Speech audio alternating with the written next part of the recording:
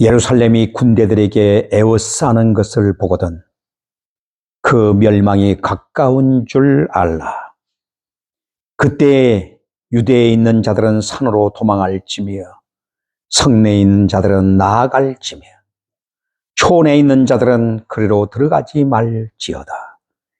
이날은 기록된 모든 것을 이루는 형벌의 날이니라. 그날에는 아이벤 자들과 젖먹이는 자들에게 화가 있으리니 이는 땅에 큰 환난과 이 백성에게 진노가 있겠음이로다. 저희가 칼날에 죽임을 당하며 모든 이방에 사로잡혀 가겠고 예루살렘은 이방인의 때가 차기까지 이방인들에게 밟히리라. 아멘. 저는 오늘 본문 말씀 계속 이어서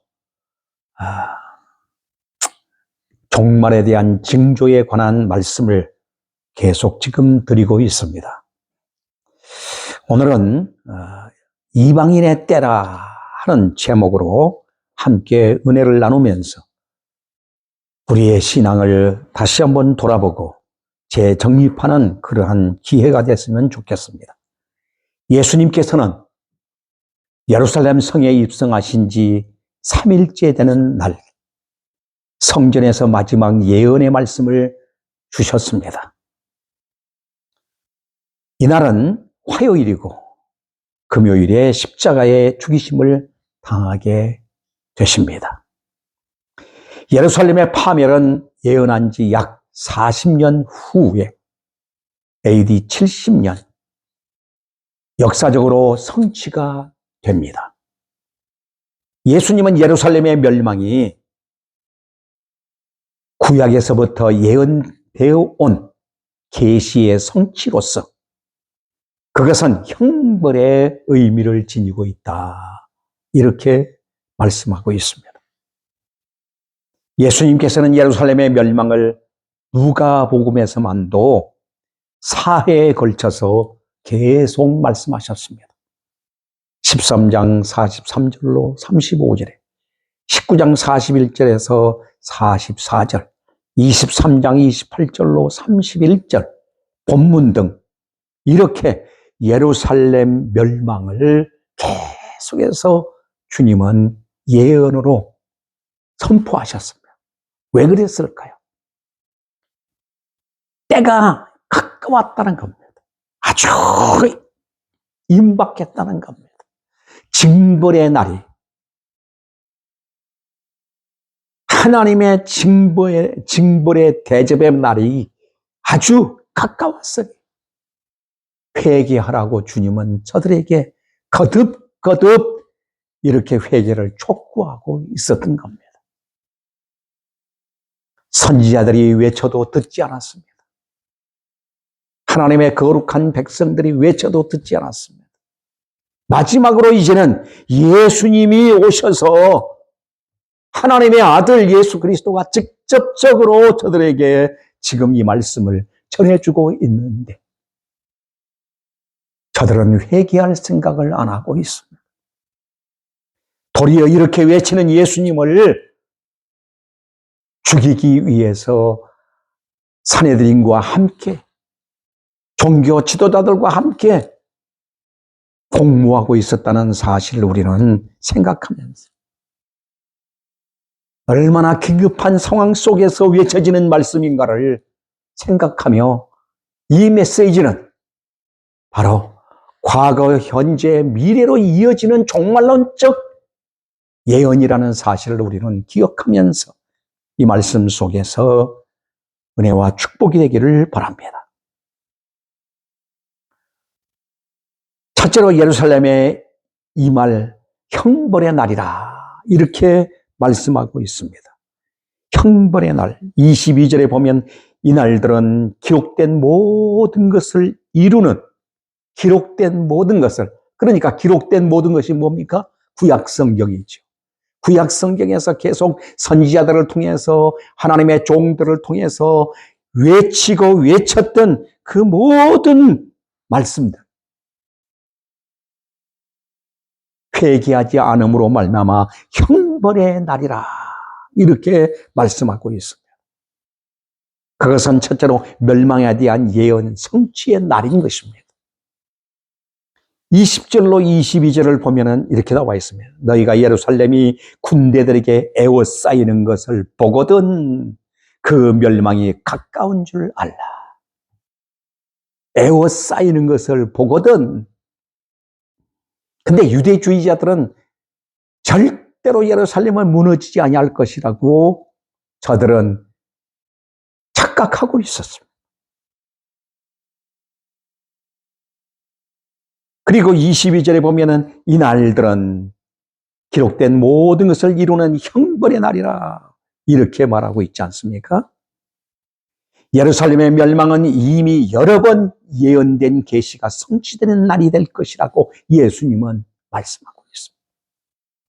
즉 하나님을 떠나 우상 숭배할 때, 종교적으로 타락했을 때, 도덕적으로 부패했을 때, 불의가 자행될 때, 그때마다 예언이 선포되었습니다.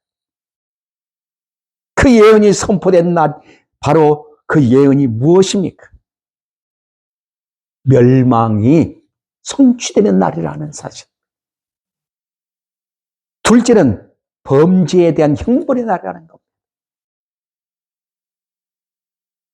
20일에 나타난 말씀대로 모든 것을, 이날은 기록된 모든 것을 이루는 형벌의 날이라 이렇게 말씀하고 있습니다. 예루살렘의 파멸의 날은 곧 저들이 죄악에 대한 형벌의 날이 될 것이라고 하는 말씀입니다. 예레미야서 6장 6절 또 15절 이렇게 보면은 너희는 예루살렘을 향하여 목책을 만들라. 이는 벌받을 성이라 이렇게 말씀하고 있습니다. 그 중에는 오직 포악한 것뿐이니라. 그들의 죄악성이 드러나고 있습니다. 뭡니까? 포악한 것뿐이라. 그들이 가증한 일을 행할 때 부끄러워하였느냐? 가증한 일, 우상숭배를 하면서도 그들은 부끄러워하지 않았다는 겁니다. 그러므로 그들이 엎드려지는 자와 함께 엎드려질 것이라. 내가 그들을 벌하리니 그때 그들이 거꾸러지리라. 여호와의 말이니라고 말씀하고 있습니다. 저들은 이렇게 철저하게 파괴되어지고 거꾸러지고 완전히 무너질 것을 말씀하고, 예레미야서 6장 13절 말씀 등에 쭉 보면은 이스라엘은 앞에서 지적한 모든 죄 위에 메시아를 십자가에 못 박아 가장 큰 죄악을 더함으로써 결정적인 형벌을 내리도록 하나님을 격동시킨 자들이라는 얘기입니다. 예수님께서는 이 형벌의 날을 아시고 십자가를 지고 골고다로 오르시면서 뭐라고 말씀하셨어요? 누가복음 23장 28절에 예루살렘의 딸들아 나를 위해 울지 말고 너희와 너의 자녀를 위해 울라고 하셨습니다. 왜입니까? 형벌의 날, 예루살렘 성이 무너지고 성전이 파괴되어지고 철저하게 죽임을 당하는 그날을 바라보신 예수님.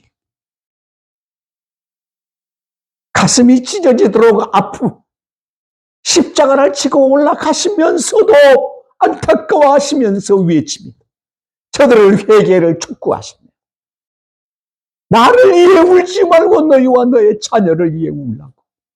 회개치 않은 저들을 위해 울라고. 우리 주님은 그 십자가 형틀을 짊어지고 올라가시면서도 외치셨던 겁니다.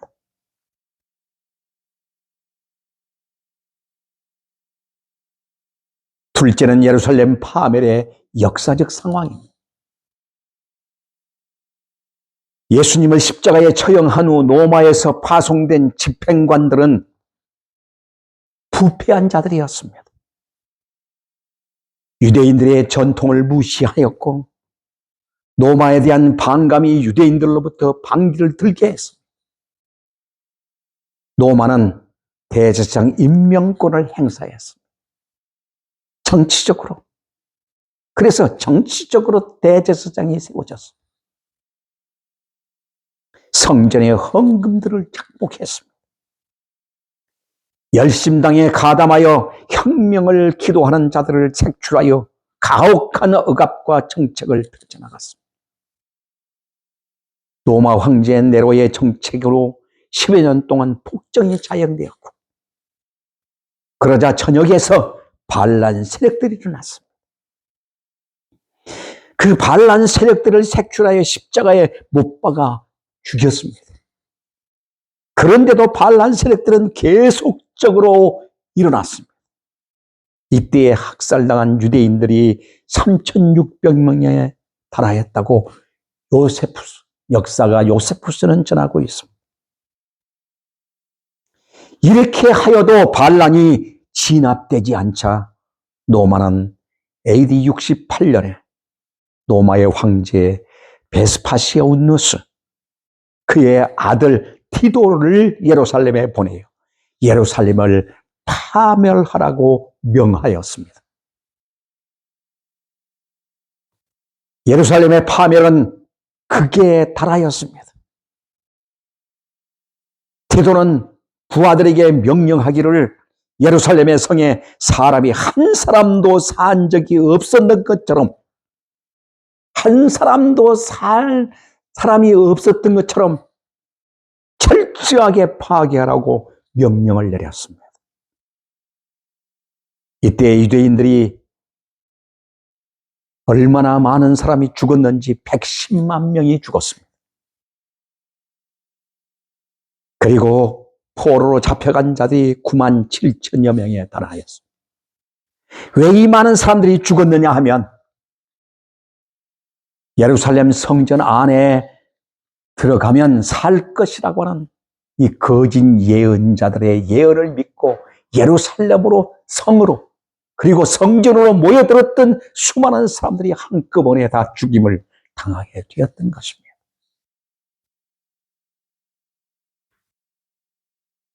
오늘날도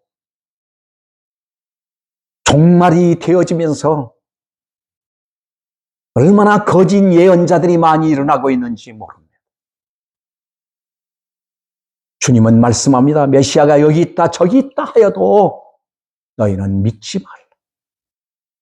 오늘 내가 있는 자리가 교회고, 내가 있는 자리가 주님 맞이할 자리고, 오늘 내가 있는 자리가 주님의 음성을 듣는 자리고, 내가 있는 자리가 예배하는 자리고, 내가 있는 자리가 기도의 자리고, 내가 있는 자리가 복음을 선포해야 할 자리인 것입니다.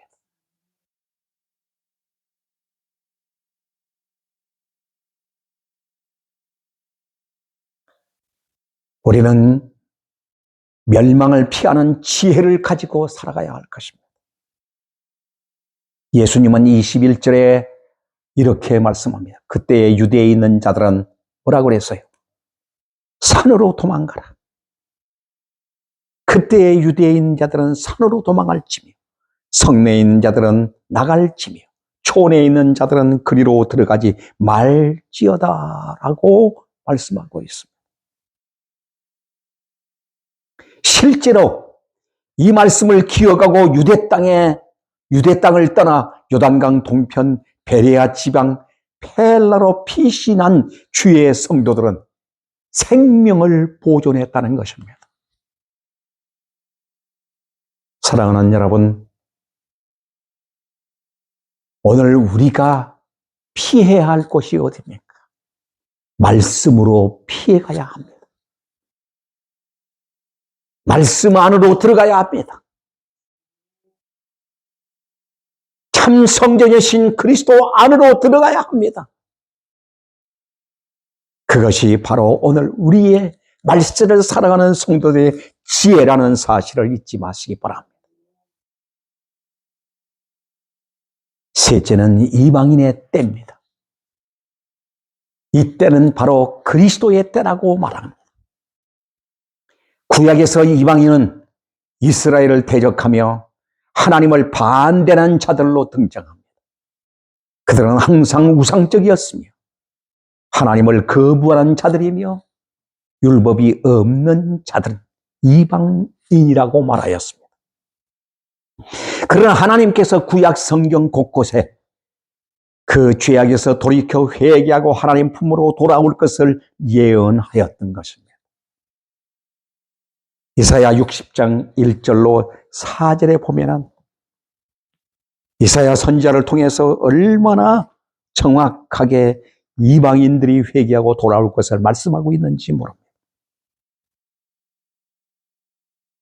1절서부터 읽어보면 일어나라 빛을 발하라 이는 내 빛이 이르렀고 여호와의 영광이 내 위에 임하였으며 보라 어둠이 땅을 덮을 것이며 캄캄한 만민을 가리우리하니 오직 여호와께서 내 위에 임하실 것이며 그의 영광이 내 위에 나타나리 나라들은 내 빛으로 왕들은 비치는 내 광명으로 나오리라 내 눈을 들어 사방을 보라 무리가 다 모여 내게로 오느니라 네 아들들은 먼 곳에서 오겠고 네 딸들은 안기 올 것이라 그때에 네가 보고 기쁜 빛을 내며 내 마음이 놀라고 또 화창하리 이는 바다의 부가 내게로 돌아오며 이방 나라들의 재물이 내게로 옴이라 허다한 낙타 미디안과 에바의 어린 낙타가 네 가운데서 가득할 것이며 스바 사람들은 다 금과 유황을 가지고 와서 여호와의 찬송을 전파할 것이며 게달의 양무리는 다 내게로 모일 것이요 느밧의 수양은 내게로 공급되고 내 제단에 올라 기꺼이 받음이 되리니 내가 내 영광의 집을 영화롭게 하리라 저 구름같이 비둘기들이 네 보금자리로 날아가는 것 같이 날아오는 자들이 누구냐 곧 섬들이 나를 앙망하고 다시스의 배들이 먼저 이르되 먼 곳에서 네 자손과 그들의 은금을 아울러 싣고 와서 네 하나님 여호와의 이름에 드리려 하며 이스라엘 거룩한 이에게 드리려 하는 자들이라 이는 내가 너를 영원하게 하였음이니라. 계속 이와 같이 이어지면서 이방인이 돌아오는 역사를 보게 됩니다.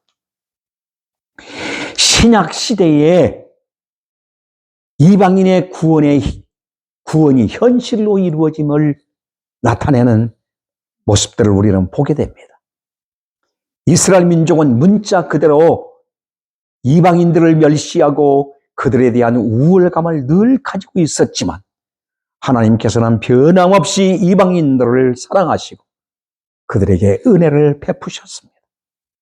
특별히 사도행전 10장을 보면은 이방인 고넬로의 가정에 제자 베드로를 보내어 성령을 부어주신 것은 이방인의 때가 되었음을 증거하고 있는 바로 말씀입니다. 그러면서 사도행전 9장 15절로 16절에 보면 사도 바울을 부르셔서 그 위에 이방인에 대한 하나님의 섭리는 바울을 통한 세계 선교 사업에 더욱 두드러지게 드러나게 되는 것을 보게 됩니다. 주께서 이르시되 가라 이 사람은 내 이름을 이방인과 임금들과 이스라엘 자손들에게 전하기 위하여 택한 나의 그릇이라고 말씀하고 있습니다. 문자적으로 이스라엘이 아닌 참 이스라엘은 주 안에서 모두가 선민이며 주 밖에 있는 자들은 이방인이라고 하는 사실입니다. 이 이방인의 때는 전체적인 의미는 이스라엘 민족이 아닌 타국 민족에게 복음이 전파되어 그들이 회개하여 개종하고 예수 그리스도를 주로 믿는 기간을 의미하고 있는 것입니다. 그래서 요한복음 1장 12절에 영접하는 자 그 이름을 믿는 자들에게는 하나님의 자녀가 되는 권세를 주셨으니 이는 혈통으로나 육종으로나 하지 아니하고 오직 성령으로 난 자들이라고 말씀하고 있습니다. 그래서 이방인의 때는 곧 예수 그리스도의 때인 것입니다. 교회의 때인 것입니다. 그래서 복음은 이스라엘을 넘어 사마리아와 땅끝까지 전파되었으며 모든 이방인이 하나님의 축복을 향유할 수 있는 자유를 얻게 된 것입니다. 그래서 고린도후서 6장 2절에 이때는 은혜 받을 만한 때요, 구원의 날이라고 선포하고 있는 것입니다. 우리는 이 축복의 때에 살고 있는 것입니다. 사랑하는 여러분, 이방인의 때는 아직 끝나지 않았습니다. 24절에 나타난 말씀대로 저희가 칼날에 죽임을 당하며 모든 이방에 사로잡혀 가겠고 예루살렘은 이방인의 때가 차기까지 이방인들에게 밟히리라고 말씀하고 있습니다. 실제적으로 그 후 역사적인 상황은 예수님께서 예언하신 말씀대로 전개되었습니다. AD 70년에 예루살렘이 무너진 그 이후에 유대민족은 세계 각곳에 흩어져 온갖 압박과 서름을 겪으며 살았습니다. 그러면서 1948년에야 독립을 맞이하게 되었습니다. 그러나 그들의 땅은 아직도 회복되지 못했습니다. 아직도 1500만이나 되는 유대인들은 세계 각국에 흩어져 살고 있는 것입니다. 이 모두가 그리스도 예수를 거부한 하나님의 심판이었던 것입니다. 사랑하는 여러분, 우리는 지금의 이방인의 때, 그리스도의 때, 교회 때를 맞고 있는 이 축복의 때를 살고 있으면서 무엇을 생각하십니까? 이 은혜의 때에 어떻게 살고 있느냐는 것입니다. 세상은 예루살렘이 파괴되고 돌 위에 돌 하나도 남지 않고 다 무너졌습니다. 이것은 무엇을 의미합니까? 인간들이 건설해 놓고 인간의 과학이 발달되고 인간의 찬란한 문화가 세상을 이렇게 온통 마치 하나님의 나라와 같이 만들어 놓고 그것이 바로 자기들의 영원한 살 거처처럼 이와 같이 하고 살고 있어. 예루살렘에 살고 있던 이스라엘 백성들이 바로 그랬습니다. 이 성은 무너지지 않는다. 이 성전이 우리와 함께 있는 한 우리는 영원히 이곳에 살고 있다라고 그들은 믿고 있었습니다. 그런데 구약으로부터 계속 선지자들의 예언, 마지막 하나님의 아들 예수 그리스도에 의해서 뭐라고 선포되었습니까? 돌 위에 돌 하나도 남지 않고 다 무너지리라. 그리고 저들은 다 깨어지고 죽임을 당하고 잡혀가고 흩어지게 되리라. 그렇습니다. 주님 재림하실 때에는 이 땅의 인간의 문화는 다 돌 위에 돌 하나도 남지 않고 무너지게 되는 것입니다. 폼페이가 불바다가 될 때에 어떻게 됐습니까? 모두가 잿더미가 되어버리고 말았습니다.